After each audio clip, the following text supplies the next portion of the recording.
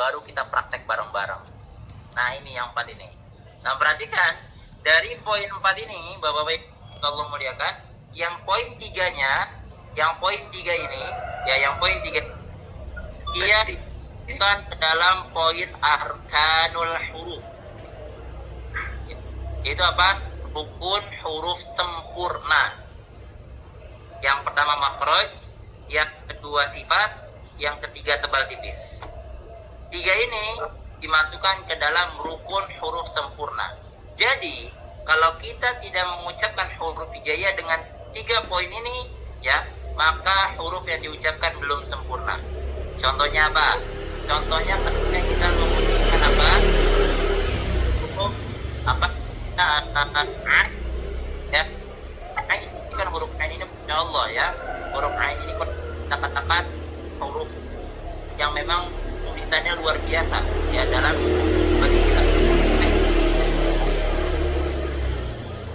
Huruf ain, kita huruf ain yang pertama hurufnya di mana tempat keluarnya huruf ain? Tempat keluarnya itu di tengah tenggorokan ya, di tempat huruf ain. Kalau laki-laki kan itu ya kita katakan itu adalah apa ya, yang disebut dengan lisanul mizmar ya, lisanul mizmar, atau kalau bisa kita katakan apa, katut epiglotis di sini nih. Nah di tengah tenggorok ini ya kita ketahui ada huruf ain. Nah kita tahu nih makronya, rukun pertama sudah kita ketahui. Yang kedua apa? Yang kedua tentang sifatnya. Bagaimana kita mengucapkan huruf ain? Maka apa? Sifat ain ada yang disebut dengan tawasud. Apa itu tawasud? Tawasud itu ya adalah apa? Dia mengalir suara tapi sedikit. Itu yang disebut dengan tawasud ya. Wa baina riqin wa syadidil umar. Jadi dia posisinya itu tidak tertahan suaranya, tidak juga mengalir suaranya. Jadi apa? Ya kalau bahasa kita tuh mengalir suaranya tapi nggak banyak. Gitu loh. Nah, sudah nih kita apa? Kita proses makhrajnya, tempat keluar sudah tahu, apalagi sifatnya sudah tahu, ya. Tinggal apa? Apakah huruf ain ini tebal apa tipis? Nah, ketika dia huruf yang tipis maka diucapkan dengan tipis. Bagaimana prakteknya? Prakteknya ketika kita mengucapkan apa? Nah, apa? Kalimat ya kana abudu. Iya, nah, jadi huruf ain itu ibu-ibu itu nggak boleh berhenti suaranya. Jadi nggak boleh nah, nggak boleh. Harus nah, ya harus ngalir suara. Jadi nggak boleh tahan. Dan hati-hati juga ya Pak, karena huruf ain ini kadang-kadang bikin kita ngeden. Nah ini yang harus diperhatikan ya. Jangan sampai apa, bukan suara yang keluar, justru apa, angin ya. Nah, ada apa? Tekanannya cepat korokan. Nah, gitu ya. Nah ini ketika kita huruf ain ya. Nah ini dia. Ya ini yang disebut dengan arkanul huruf ya, yaitu rukun huruf sempurna ya. Baik.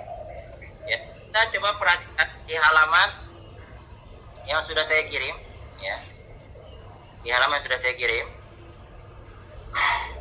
Nah, kita akan ngebahas tentang apa tempat keluarnya huruf hijaiyah. Ini sebagai dasar ya, sebagai apa, fondasi awal sebelum kita memasuki tahap selanjutnya. Tentang masalah tata bacaan Al-Quran ya.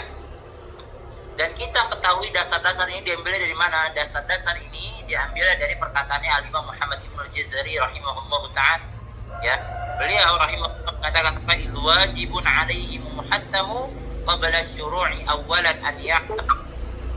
Maka idh wajibun, maka diwajibkan atas kalian, idh wajibun alaihi muhattamu, diwajibkan atas kalian sebelum kalian mempelajari Al-Quran, idh wajibun alaihi muhattamu qabla syuru'i awalan an ya'lam. Sebelum kalian membaca Al-Quran, sebelum kalian belajar Al-Quran, sebelum kalian memahami bagaimana tata cara membaca Al-Quran, beliau mengatakan apa? Beliau mengatakan maka hendaklah kalian mengawali yang paling pertama harus kita ketahui. Beliau mengatakan makharijul hurufi was sifat, tempat keluarnya huruf hijaiyah dan juga sifat-sifat yang terkandung di dalam huruf tersebut.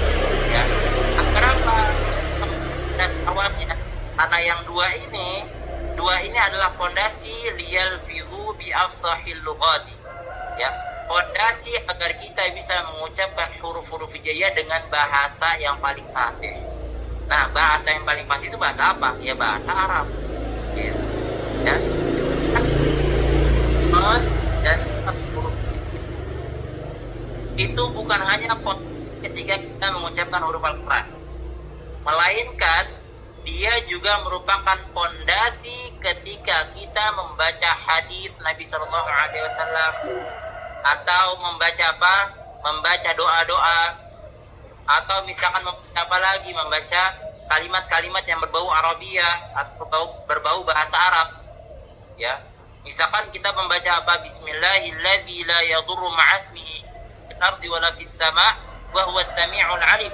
Kan mungkin kita bacanya Bismillahilladzi la yadurru ma'asmihi syai'un fil ardi wala fis sama' wa huwas sami'ul 'alim, kan enggak sami'ul 'alim tapi sami'ul 'alim dengan huruf a, gitu ya.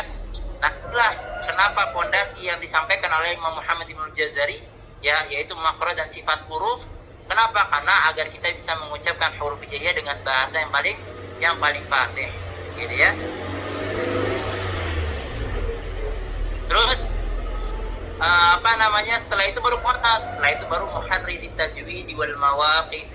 Barulah kita mempelajari tentang tajwid seperti apa, izhar, idgham, ya, apalagi ikhfa. Ya mungkin Bapak Ibu sudah paham ya kaidah ini ya. Tapi padahal kita tahu bahwa kaidah ini sebenarnya, Bu, Pak, ya,